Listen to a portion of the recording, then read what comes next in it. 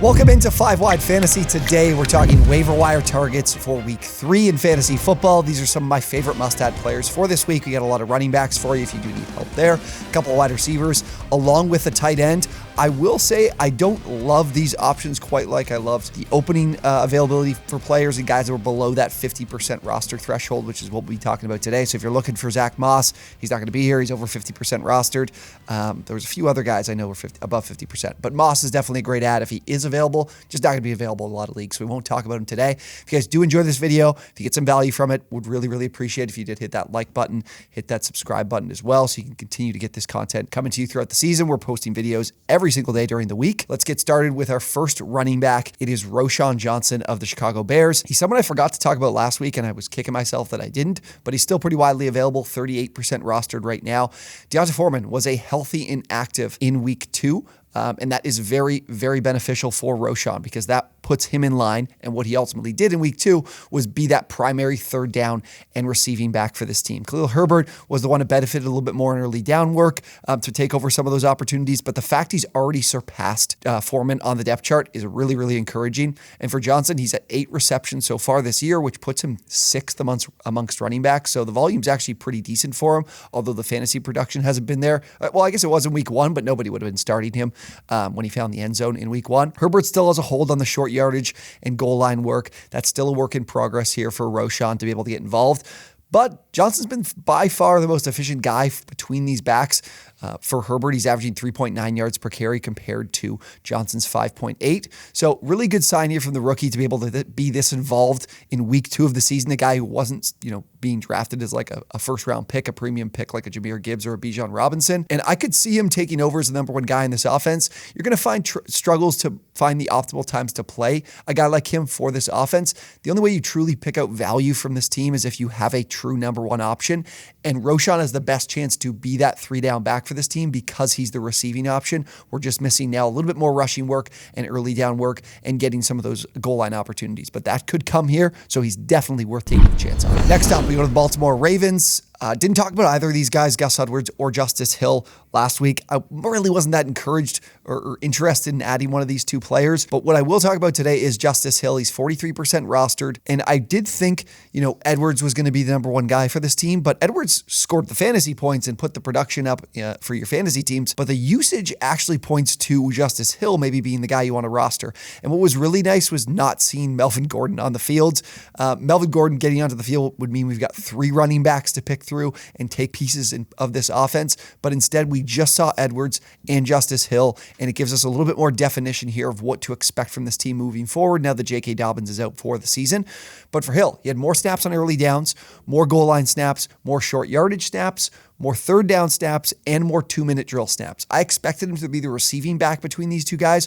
What I didn't expect was him to get more opportunities in basically all areas of the offense. So that makes me a little bit more excited to be able to play him with some confidence. Again, Edwards found the end zone, but if they're sharing some of the short yardage goal line work too, and he's getting opportunities inside the 5, then we're talking about Hill being the guy you'd rather have.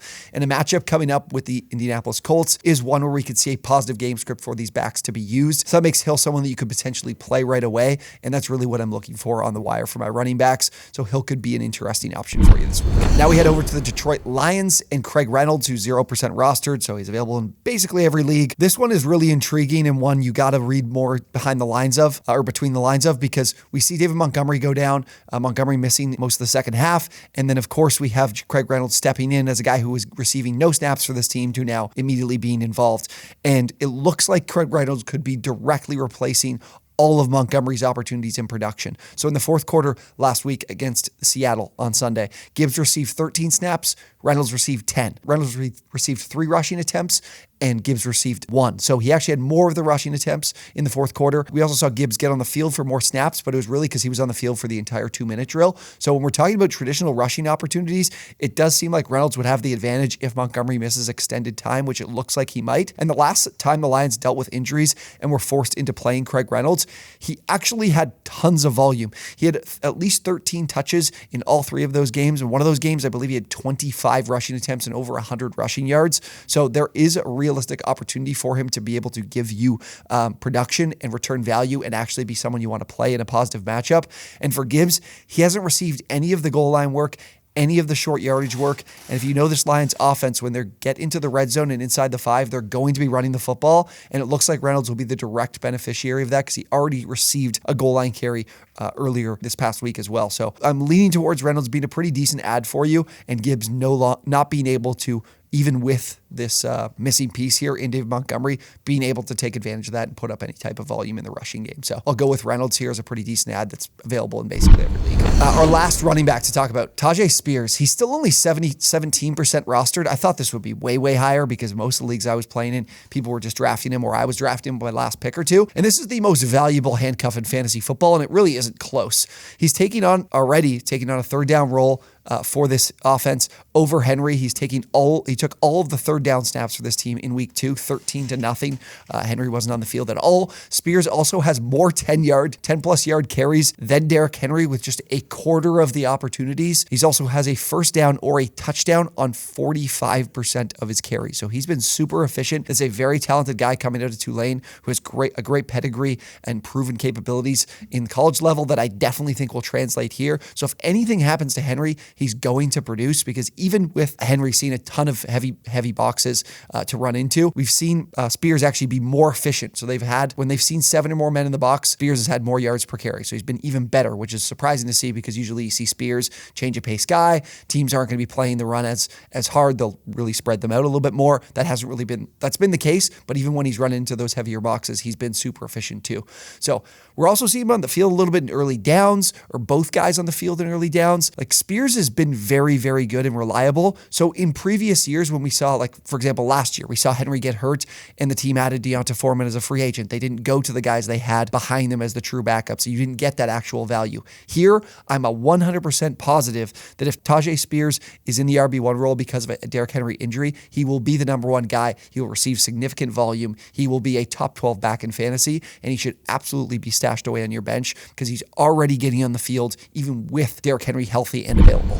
Okay, moving to our 2 wide receivers, starting with Tutu Atwell, who's 25% rostered with the Los Angeles Rams. And nobody has run more routes than Tutu Atwell through the first 2 weeks of the season, and it's because this is a Rams passing offense that's just running their passing plays at such a significant volume. Running to the trailing game script with San Francisco, and then also, but last week, even not in that trailing game script, they still threw the ball a ton. Nakua is the do-it-all guy in short and intermediate areas of the field, but Atwell is that outside the numbers deep target that's able to create plays there. His ADOT's over 12 yards, almost 13 yards right now on the season, and over 23% of his targets have been deep passes, so 20 plus yards downfield. He's taking over for Van Jefferson, who I expected to kind of be that downfield guy for this team, but Van Jefferson's even coming off of the field while Tutu Atwell stays in. Atwell's been crazy productive. He's almost posted 200 receiving yards through the first 2 weeks. So for me, Atwell has been able to continue the pace he had in week 1, still getting plenty of targets, still on the field a ton, and I think this is going to continue to be that high volume passing offense. Now, if anything happens where Cooper Kupp is back, Atwell will probably be on the field still. He's not going to be able to be this productive, but for so long as Cooper Kupp is gone, I think both Nakua and Atwell can be valuable fantasy targets for you. And if you do have Nakua, who we had as the number 1 option last weweek, I wouldn't really be worried about targeting Atwell, but if you did miss out on Nakua, I think that, they got a match with the Bengals coming up this week. They're probably going to have to throw the ball a lot because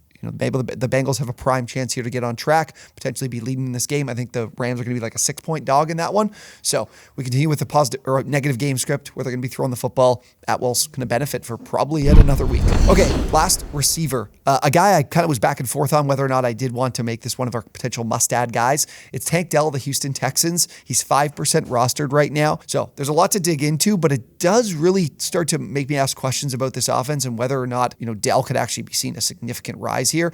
So Noah Brown goes to injured reserve, and that immediately opened up the opportunity for Dell to get on the field more, and that was exactly what happened. Like, Dell was on the field as much as, or more than Nico Collins, basically as much as Robert Woods, and he turned that into 10 targets, 7 receptions, 72 yards, and a touchdown. Now, here's the deal, is I don't expect this Houston Texans team to be throwing the ball this much week in and week out. This was a situation where they were just by the first quarter, they were already down multiple scores, so they were constantly in that trailing game script to throw the football. I do think in neutral game scripts, this team will be very balanced. When you talk about, the offensive play caller coming from that 49ers tree, they do want to run the ball, but the Houston Texans are a team. isn't very good. We'll probably be trailing in a number of games this year, so that will definitely help Dell. But what was interesting is they moved Dell into a few different areas of the field, out wide for the majority, but also kicking into the slot as well. It's splitting time with Robert Woods. But last week when Dell wasn't on the field, Woods and Collins were on the outside. They were the two guys running the routes the most from the outside. That's what Woods has been doing since he arrived in Houston.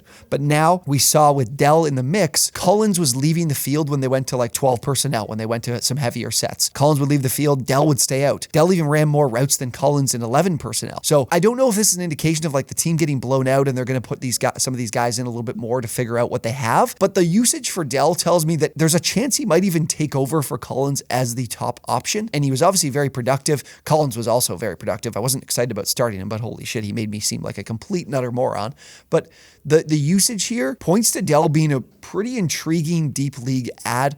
I mean, he'll be an ad for a lot of leagues because of the week we just saw him have. But if he's getting on the field this much, I'm not a huge believer in Robert Woods' talent at this stage in his career. Dell has an opportunity to really carve out a potentially bigger role than what I initially expected when I was like, oh, do I want to put Dell into this video? But you dive deeper and there's something here, and he's someone that I'm definitely looking to add. Okay, our last player, tight end spot. Honestly, this is my number one waiver wire ad on the week. Zach Ertz. 10% rostered right now. I thought maybe that would change once he had the good week last week. It hasn't. He's still 10% rostered, 90% of leagues he's available. And after time for the lead in routes run for the Cardinals last week, he followed that up by finishing second just behind Marquise Brown in routes run. So he continues to be on the field a ton. Not quite as much as he was last season, but that doesn't seem to matter because he has 18 targets through the first 2 weeks.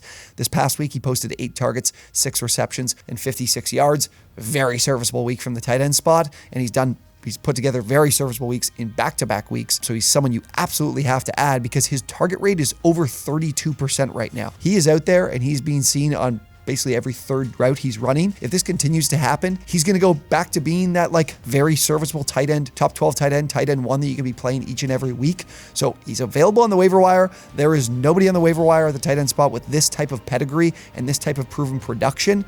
This could be a really safe guy to be able to play week in and week out. And what he's done through the first 2 weeks doesn't seem to change my mind. And if we get Kyler Murray back, this could elevate Ertz even further in this offense. So absolute must-add for me, my number one guy of the week. Okay, 7 potential must-add targets for you on the waiver wire in week 3 of fantasy football. Guys, if you did enjoy today's video, would really, really appreciate it if you did hit that like button as well. Subscribe to the channel so you don't miss out on any future videos. Thank you guys so much for watching, and we will see you on the next one.